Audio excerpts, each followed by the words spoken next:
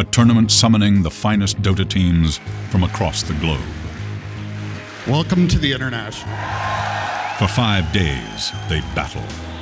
For 5 days, the crowds cheer. For 5 days, the world watches. And when the dust settles, the champions emerge.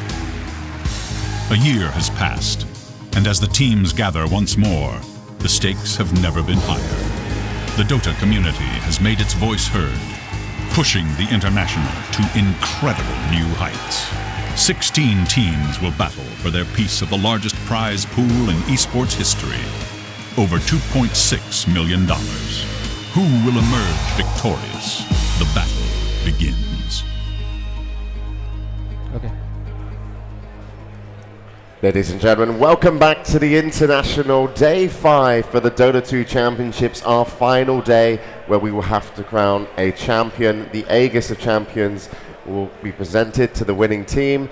1.4 million. I think it's actually over 1.4 million now. It's an incredible tournament thus far, but with our 3 final teams, we will end up with 1. I'm James Too Good Harding, and joining me on the panel, obviously, is the guys who have been here. You've got the men in black over there, by the way. Jake, how's it going, Jacob, Bruno? I was actually intentionally wearing something else than grey today because you told me you were wearing grey, so I figured, okay, I'll go with black because no one else is going to do that. And then Bruno comes along. What do you, I mean, are you what to do? disappointed?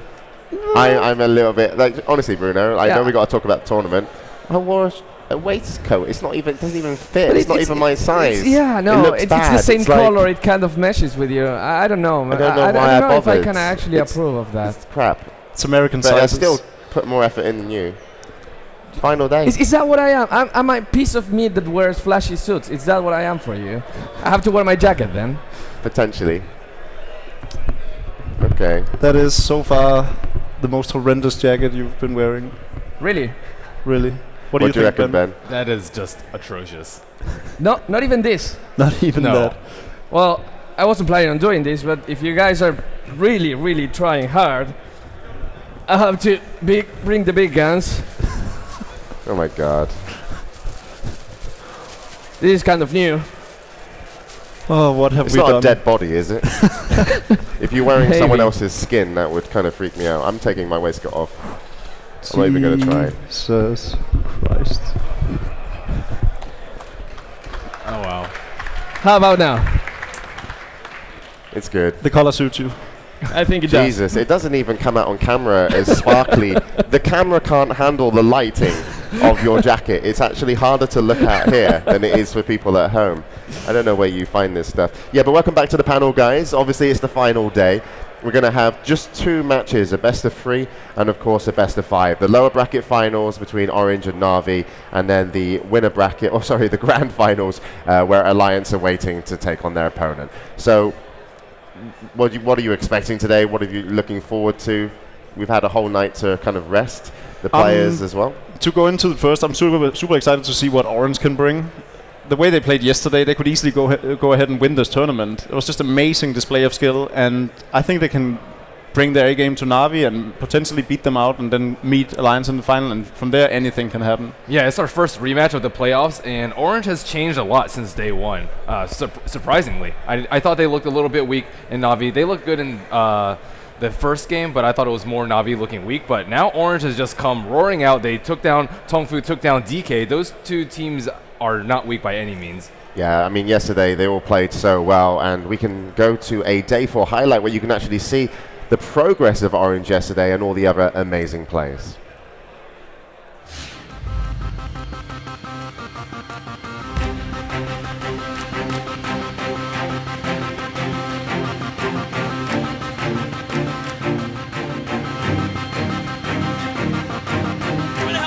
Joe will go down to rampage. What a sick fight. And IG, will they admit the defeat? I think they have to. GG. GG. The flag of IG will have the light turned off it. Orange, they want to squash DK into a bucket. They get the GG. Orange are through. They just brought down DK. Last year, they fell short, but this time, they cannot be stopped.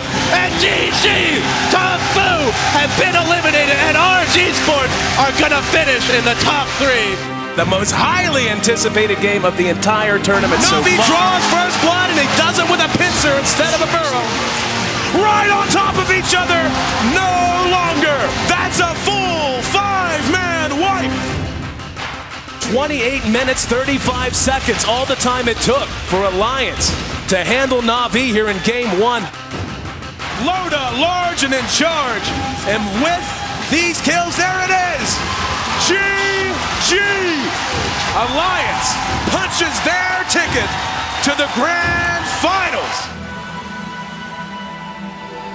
It was Alliance to make it into the grand finals with a very solid victory over Navi 2-0. Navi awaiting now play Orange. They have played before though. It was actually the first round of the upper brackets and it went in favor of Navi 2-1, but it was a comeback. They did drop the first map. What's going to happen now? I'm not sure because Orange look like a different team and Navi just get better the more they get pressured. The only time I've ever seen them not really come through as strong as their potential was when Alliance kind of closed a lot of doors on them, maybe you can say, in terms of strategies and execution. They didn't give Navi a lot of room to breathe. For you, what was yesterday all about in terms of Navi's performance? I think the way they dropped the games to Alliance was definitely a fluke, and the Navi we're going to see today is going to be a completely reformed team. They're going to be so much stronger, so much better, and as you were saying, they just want to win this now, and this is a scary Navi I'm expecting to see. Do you think Orange is going to let them get whisked like Alliance did? No, I don't think so. I think neither team actually wants to play against Wisp. And I think Orange is wise enough to know that Navi can actually play Wisp. They just didn't do it too well against Alliance yesterday. You know what? Actually, if I look at the stats of the tournament for Navi, Wisp is a strong pick, but the key for them has been Chen. The game they lost against Orange, they didn't pick Chen, they were expecting something different and they went for a tricolor, more aggressive kind of thing. The game they lost with Alliance, one of them, they were not using Chen. I think that if Orange did their homework, they will try to remove that from Puppy's game plan and then maybe they will have a better chance of tackling that. Well, what about Enchantress though? Didn't they use Enchantress versus Alliance? Is that not an appropriate substitute for Puppy? Is it only Chen? We still haven't seen Enchantress go up against the Chen in BENAROYA Hall yet. Something you normally see is these two heroes chasing after one another, and Enchantress is normally a very good counter to Chen, and I'm surprised no one has actually done that yet. I'm expecting Navi to ban out maybe Extinct heroes, Visits and Chen, unless Navi wants to pick up the Chen themselves. Yeah. Another good idea could simply be to remove Bane, because there's a sort of a trend in Orange playstyle where they pick the same support heroes, and then they just change out KYXY and Mushi's heroes, and that's the general trend they seem to follow.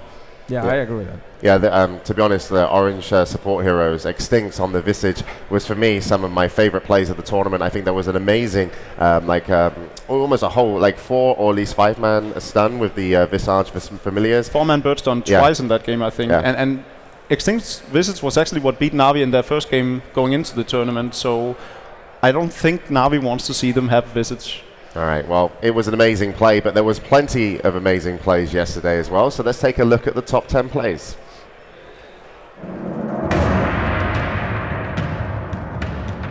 Best bombs here. Rocket to fly. Rocha's pretty low. Orange. Do they go or do they stay? Nice no. Block. Mushi caught out, but he's cleaving like a champ. King J low, but How standing strong, and Pale catches two. KYXY unable to phase shift. Now we'll drop it out. How grip. High ground to low ground, but Moo's gonna cancel it. Now the silence from KYXY. Low. Not dead yet. Still alive. Buyback from Moo, and now Banana on the run. Beautiful body block by Ohio. And now RNG Sports 5 alive. Still alive. Shung to fall. That if he goes to the Firefly, now he sees it. We'll catch up Banana first though. So Lasuga drag him back down the river. It's a slow movement though. It doesn't get him all the way down. The Astair will go, but Show's up on the high ground too. Hand of God already been popped off. Show with the mech charge as well from King J. Keeps him alive. Show had to use his time left for that one. Now the Black Hole. Catches out the Weaver. Holds him there. How jumps in to play around with him too, and he gets the kill. Get a little bit of a return kill on the Chen, but not what they wanted. They're looking for more. YYF. It was the infested to How, which allowed Moo to chase him down. And the rest of IG are also falling back. Disruption up on the telekinesis target. Moo not going to get started. Storm, long jump in. Looks for King J. Can't find him, but Morphling can. Shotgun mech. He used the cheese. Back to life again. Raw still available. Who's he go on? Joe's the closest target. They're going to bring him down. And IG, in comes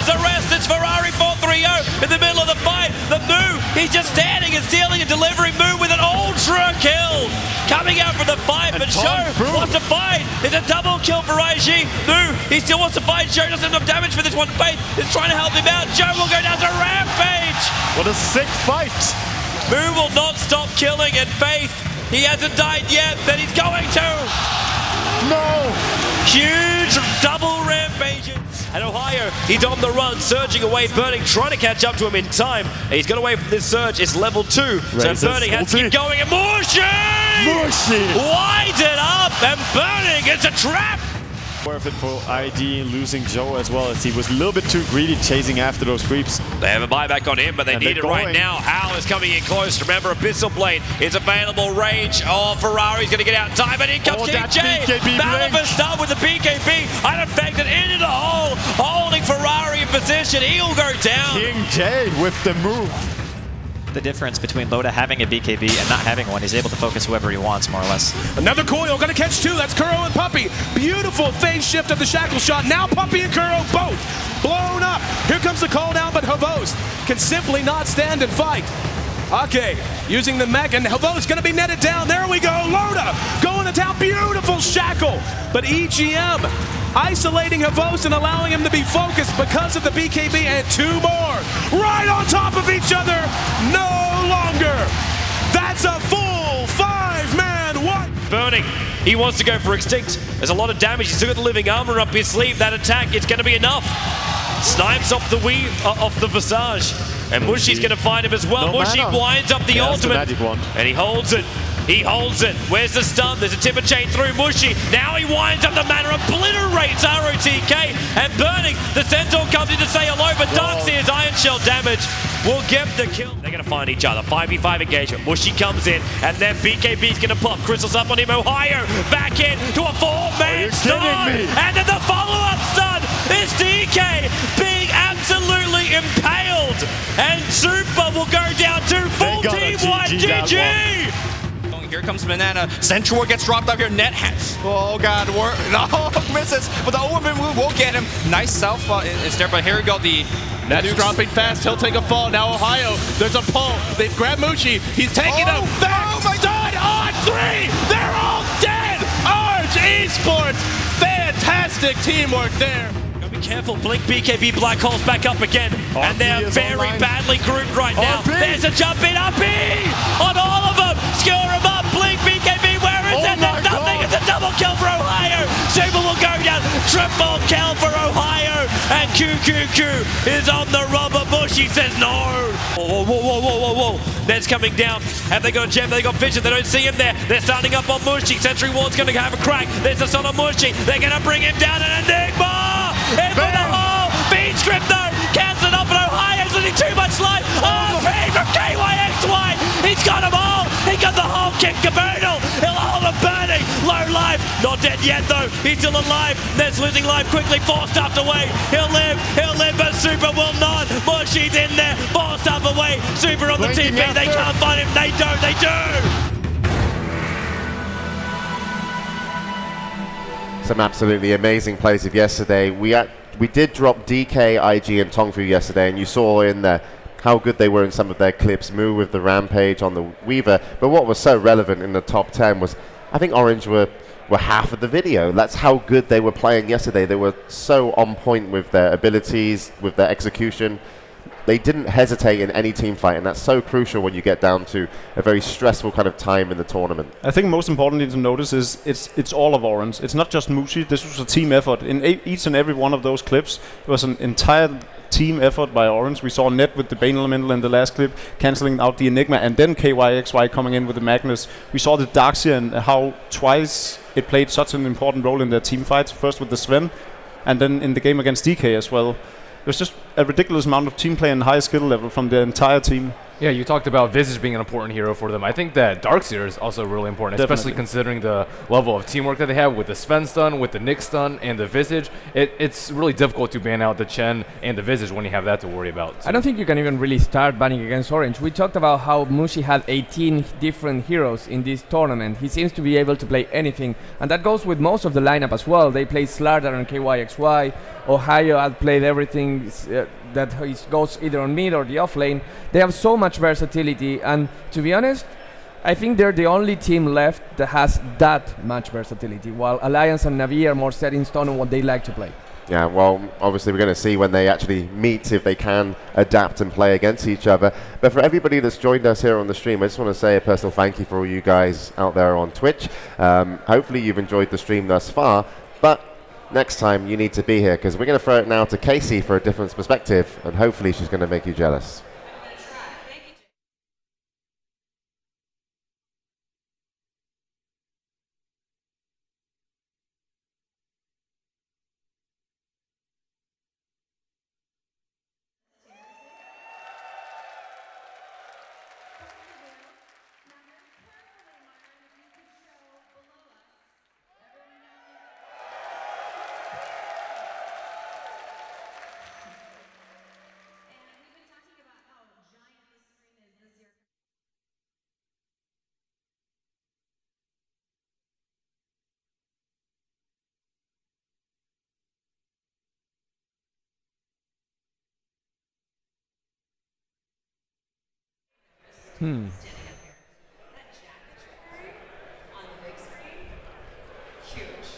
Thank you, Casey.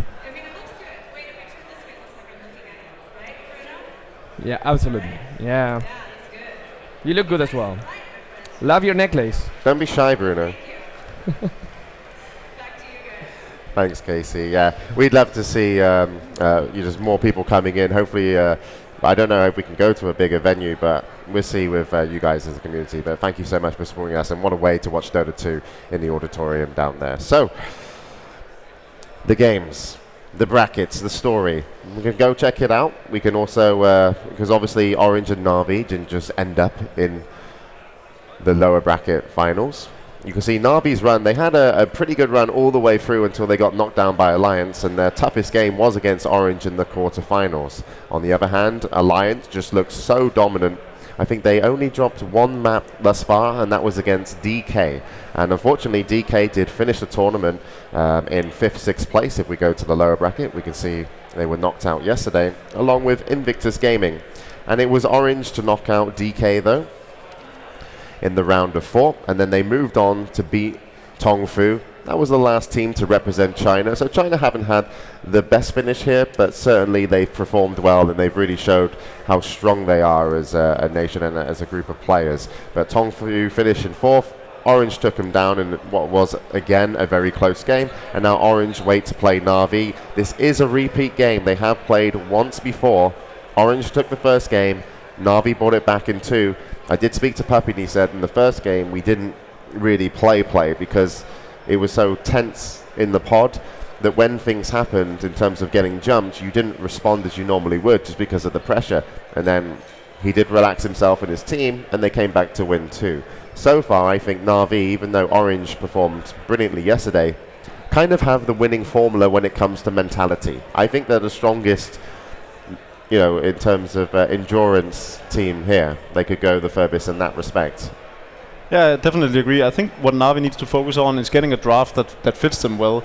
It seems like they've had their back against the wall whenever they've been drafting, especially against Alliance. We saw that they were like playing against the clock in that second game yesterday, because they were playing against an Alchemist Cloud and a Keeper of the Light with his Illuminate, and they had an all-out push strat, bit more or less. So if they didn't finish within that 20 minutes and get a set of Raxes down, there was just nothing they could do. I want to see them get a draft they're comfortable with.